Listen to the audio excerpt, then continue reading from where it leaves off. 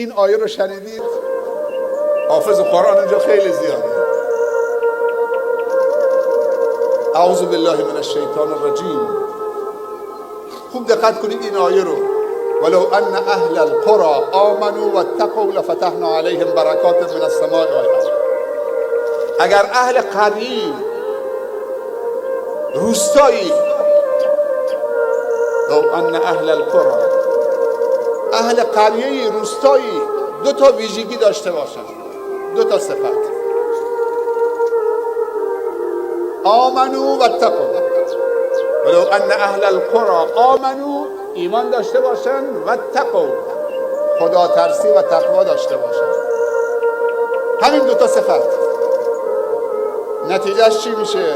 دنباله آیه ولو ان اهل القرى آمنوا واتقوا لفتحنا. الله میگه ما باز میکنیم، الله میگه لفتحنا علیهم، بر اون اهل قریه،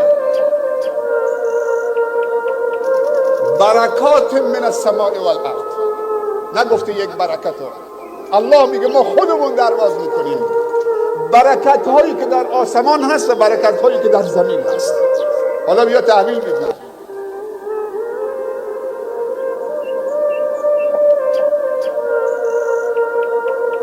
من وقتی می آمدم سوال کردم از مولا احمد، همراهم بود، که اولین چیزی که سوال کردم درباره این سد.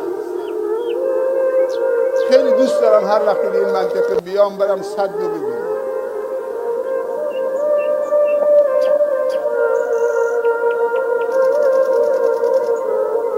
مولا احمد بهم گفت که شیخ سد پره، لبریزه.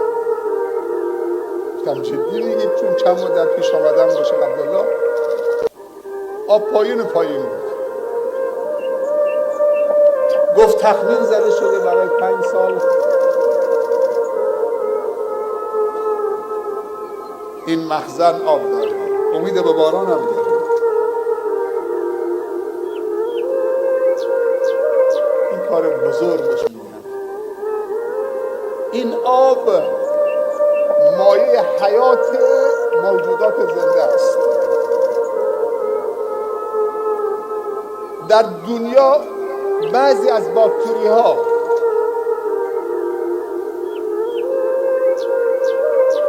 بدون اکسیژن شاید زنده بمانند، اما بدون آب ممکن نیست. خداوند در قرآن گفته اعوذ بالله من الشیطان الرجیم وجعلنا، درسته؟ من الماء کل شیء حی. آیه درست کنده؟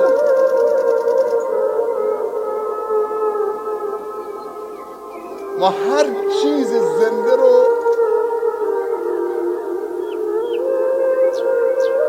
با آب مایه حیاتی و جنگ جهانی آینده است. و کشور ما یکی از کشورهایی است که با کمبود شدید آب مواجه است.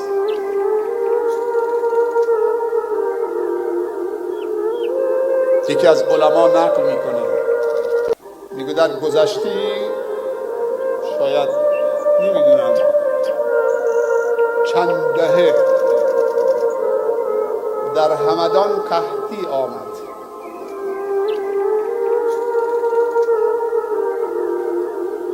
آنچنان قحطی آمد در همدان که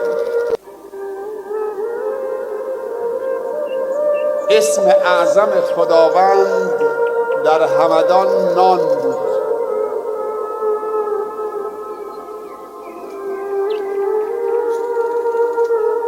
اسم اعظم خدا نان بود. خیلی عجیبه. یعنی چی نان؟ گفت آنچنان قحطی آمد که اسم اعظم خداوند نان شد. دیگه کسی صدا نمیزد یا الله. به جایی که اسم اعظم خدا بگن میگفتن نان. کم کم صدای ملکوتی اذان از مناره ها قطع شد. دیگه کسی اذان نمی گفت، همه می گفتن نام. کم کم نمازها کمرنگ شد، مساجد تعطیل شد، اسم اعظم خداوند در ایام قحطی نان بود. قدر این آب رو بدونیم.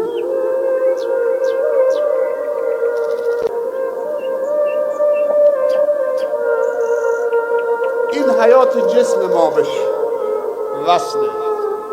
یه آب دیگه هم هست. وقتی قحطی میشه بارندگی نمیاد، میرن قبله دعا تو منطقه خودمون. خطیب دست بلند میکنه، دعای استسقا میکنه.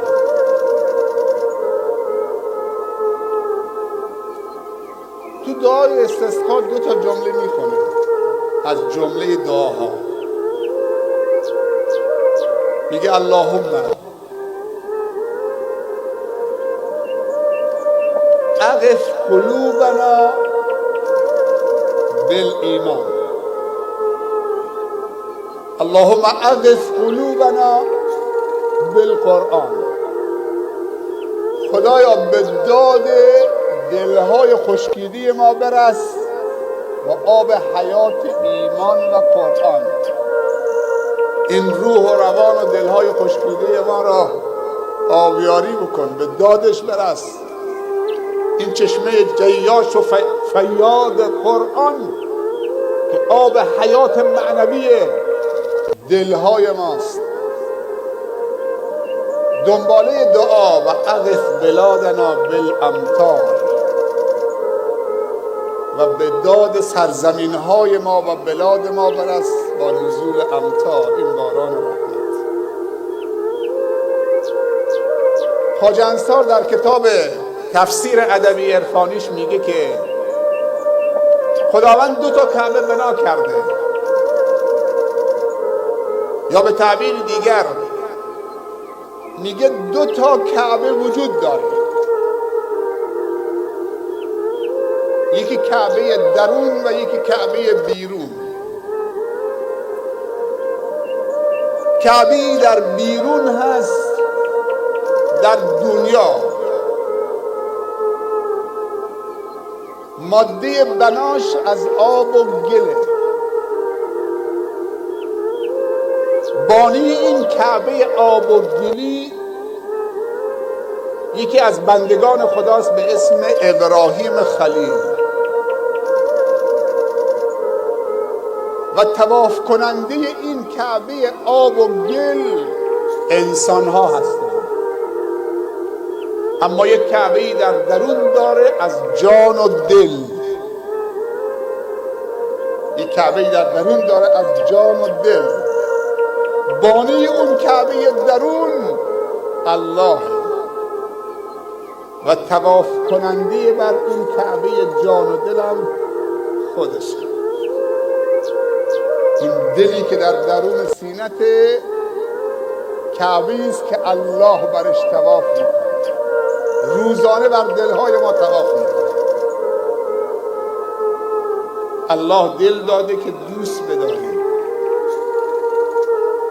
و فکر داده که خوب فکر کنیم، عقل داده که فکر کنیم، دل داده که دوست بداریم. پس اون چیزی که الله دوست داره دوست بداریم و اون چیزی که الله میخواد فکر کنیم. این منطقه خاطراته. ملتی دوست داشتنی، برادران و خواهران عزیز، درسته من الان کم میام ولی واقعا قلبمون پیش شماست. شما سرمایه های ما هستید، عزیز ما هستید، دوستتون داریم و دوست دارم این جمله رو همیشه بهتون بگم. من سیاسی نیستم که شما رو به سیاست بفروشم. من قومی نیستم که شما رو با قومیت بفروشم. من جناحی و حزبی نیستم. من یه فرد آزاده و مستقل همه تون رو دوست دارم و شما میوه های دل من و سرمایه های دل منید. ای کاش همه زندان ها تعطیل میشد، فقط یک زندان درش باز میشد، اونم زندانی به اسم قلب من که همه تون رو میبردم تو قلبم، محکومتون میکردم به زندان ابد، در قلبم رو میبستم، اجازه نمیدادم که خارج بشید تا ابد، همه تون رو تو قلبم زندانی میکردم. ای کاش در دنیا فقط یک زندان، اونم قلب برادر و خواهر که بر مبنای عشق و محبت بیرنگ و ریا برادر و خواهرشون تو قلب خودش زندانی بکنه، اجازه نده بیرون و در همه زندانهای دیگه بسته میشه. امشب صالح من تو کوران بودم. سال چند سالته؟ چرا این طرف نگاه میکنی؟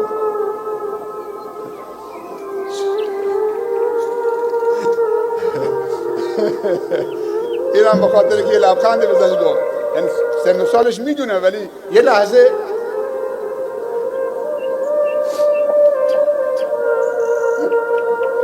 دو سال میشه دیگه. من تو کوران بودم، عروسیه دیگه، خدا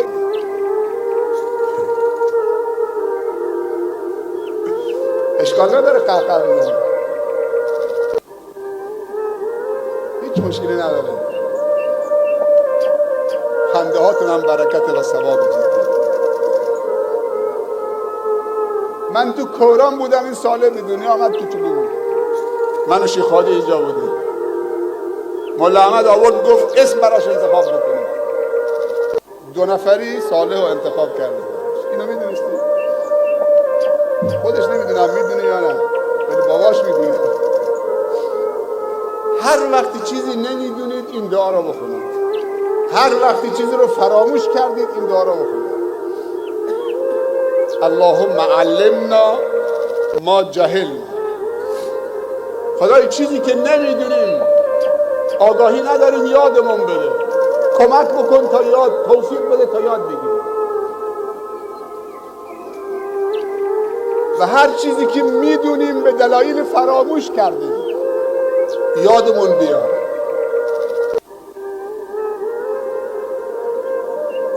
یه مثال از علما و بزرگان بزنم. ابن تیمیه رحمت الله علیه، این عالم بزرگ و مجاهد نسخود، برای اینکه تفسیر یک آیه قرآن بخونه 100 تا کتاب تفسیر در رابطه با اون آیه میخوند.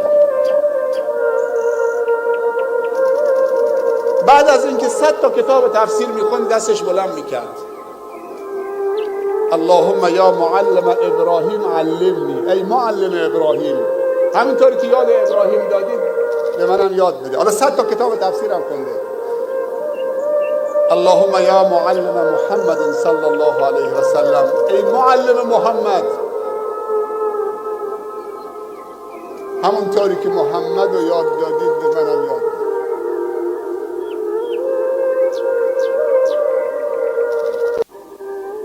علمای بزرگ وقتی که معلوماتشون رو فراموش میکردن تا 1000 بار استغفار میکردن. امام شافعی یه وقتی معلوماتش رو فراموش میکرد، حافظش کمرنگ شده بود، رفت پیش استادش گفت حافظم ضعیف شده، شکوت الی وکی عن سوء حفظی فارشدنی الی ترک المعاصی و اخبرنی بان العلم نور و نور الله لا یهدی لعاصی. میگه وقتی معلوماتم فراموش میکردم، استادم به من توصیه کرد که خصوصا علم شرعی نور خداوندی است و نور خدا به انسان گناهکار داده نمیشه، استغفار کن. بعضی علما میگن تا 1000 بار استغفار میکردیم، بار 1000م ذهنمون روشن میشد، اطلاعاتمون یادمون میاد. این استغفار کردن بوصله هست. بوصله میدونی چیه؟ عرب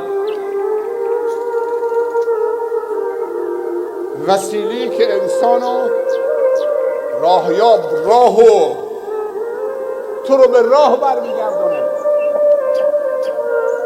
جی پی اس بهش میگن، چه بهش میگن نمیدونم.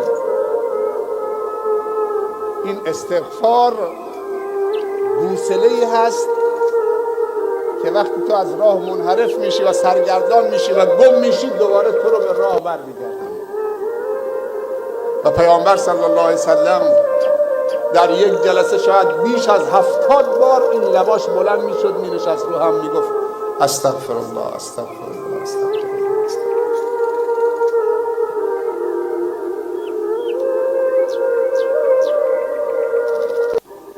خب مجددا تبریک و تهنیت عرض میکنم این صالح عزیزمون و همسر محترمشون، براشون آرزوی موفقیت داریم. امشب این همه انسان‌ها عاشق مشتاق دیدار هم دیگه بودن. عزیزمون آقای کارانی ماجبتون گفت که ما همه عاشق دیدار تو بودیم. منم میگم منم عاشق دیدارشم. اگه شما دل باخته و دل داده ما هستید، گر در یمنی چو با منی پیش منی، ور پیش منی چو بی منی در یمنی، من با تو چنینم ای نگار یمنی، خود در عجبم که من تو ام یا تو منی. یه بار دیگه بگم، خواجه انصار میگم خیلی زیباست این عارف بزرگ. یه گر در یمنی چو با منی پیش منی، میگه تو یمن اگه باشید قلبت منو دوست داشته باشه، قلبت با من باشه، مثل این که پیش من، مسافت مشکلی نداره. و دیگه به من نگید که 15 سال نیامدید. آمار داره 15 سال نیامدید اینجا، نمیشه میام اینجا. گر در یمنی چو با منی پیش منی، ور پیش منی چو بی منی در یمنی. پیش من باشید تظاهر بکنید من نیستم، من تو یمنم، خودت هم تو یمنی. گر در یمنی چو با منی پیش منی، ور پیش منی چو بی منی در یمنی. من اونقدر تو رو دوست دارم، خود در عجبم که من تو ام یا تو من، یعنی دوتامون شدیم یکی.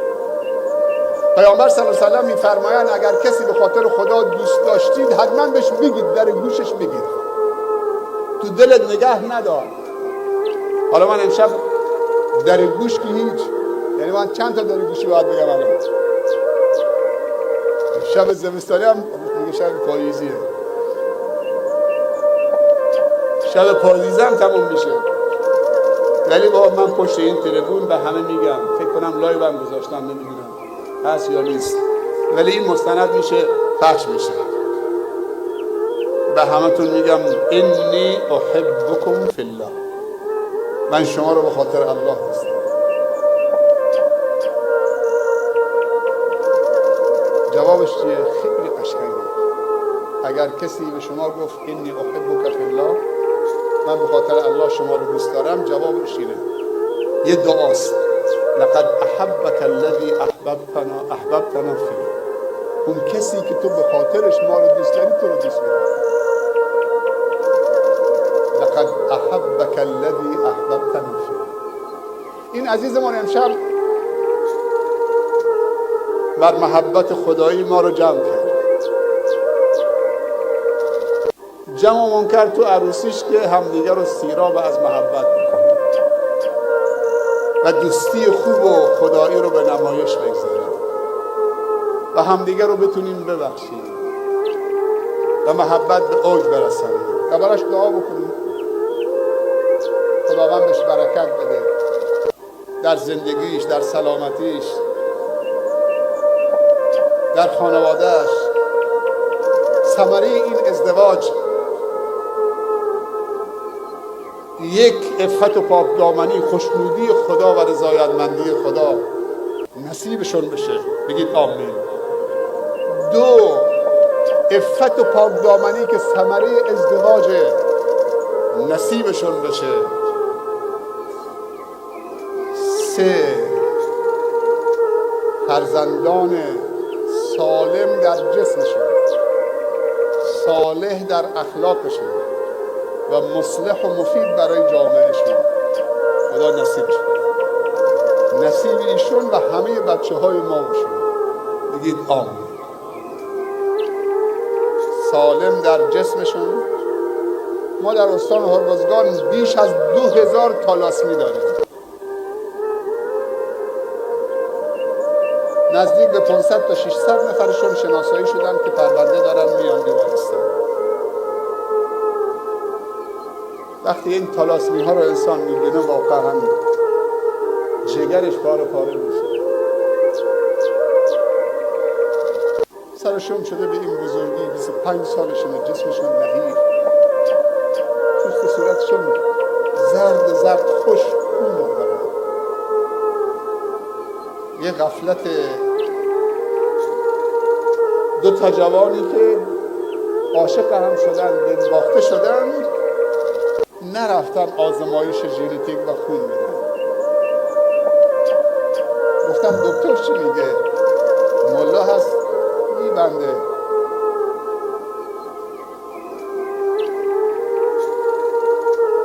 ثمرش شده 2000 تالاسمی، غیر از اونایی که دیگه معرفی نکردن، نیامدن، براشون امکان نداره. حتما آموزش قبل از ازدواج، آزمایش ژنتیک خون، که بعد حسرت اینها رو نخورد. بچه به دنیا بیاد معلول، 25 سال بعضی پدرها و مادرها این بچه رو نگهداری کردن. 3 تا بچه معلول. از همه دردناکتر این که 2 تا دختر معلولی که نزدیک به 30 سالشون بود در نتیجه غفلت پدر و مادرشون،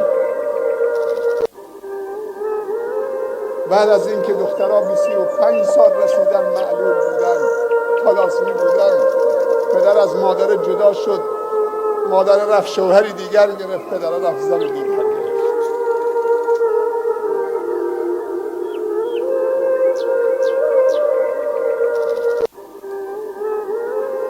و این 2 تا دختر معصوم دارن زج میکشن. اونا رفتن دنبال دلشون.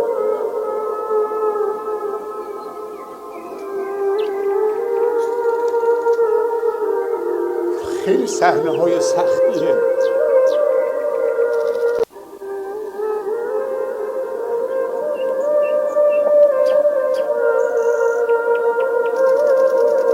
مواظب باشیم، مواظب سرمایه هامون باشیم، کمک هم دیگه بکنیم. من میخوام وقتی از اینجا رد میشم همیشه بوی خوش و احساس خوبی داشته باشم. فکر بکنم از توی یک بوستان گل محمدی دارم رد میشم که هم خوش رنگن گلها و بوتهاش و هم خوشبو و معطر. شما این کار رو بکنید، بزرگ و کوچکتون، زن و مردتون، به هم دیگه قانونی میشن. بزرگترا، تجار، شوراها، دهیارا، ریش سفیدا، معتمدین، اونایی که حرفشون خریدار داره، از همه ظرفیت هاشون برای آبادی منطقه، برای تزریق امید و حیات به منطقه، برای ایجاد انسجام، یک پارچگی، وحدت، شادی، صفا، صمیمیت، برای توسعه و توانمندی، آموزش مهارت‌ها، علم. وقتی یک نفر ترک تحصیل میکنه همه ماتم بگیرن، اونو بر بگردونن، جوانان رو داماد بکنن، فقرا رو نوازش بکنن، مریضا رو عیادت بکنن که امیدشون از دست ندن. کمک بکنید انشاءالله اینجا یک منطقه قطعه از بهشت باشه تو این منطقه در روی زمین، که وقتی انسان رد میشه فکر میکنه تو فردوس داره رد میشه. خب از حوصله همتون تشکر دارم.